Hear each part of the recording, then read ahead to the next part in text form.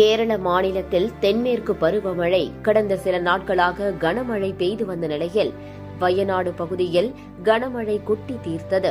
நேற்று முன்தினம் இரவு பெய்த கனமழையால் காட்டாற்றில் வெள்ளப்பெருக்கு ஏற்பட்டு வயநாடு, மேப்பாடி, முண்டகை பகுதிகளில் ஏற்பட்ட நிலச்சரிவில் பலர் உயிரிழந்துள்ளனர்.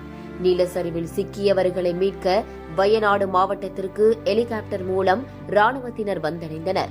தீவிர மீட்பு பணியில் ஈடுபட்டு வரும் ராணுவத்தினர் உணவு உண்ண நேரமின்றி மீட்பு பணியில் ஈடுபட்டு வருகின்றனர். அப்படி மீட்பு பணியில் இருக்கும் ஒருவர் மற்றொருவருக்கு உணவு ஊட்டிவிடும் வீடியோ காட்சிகள் இணையத்தில் வைரலாகி வருகிறது.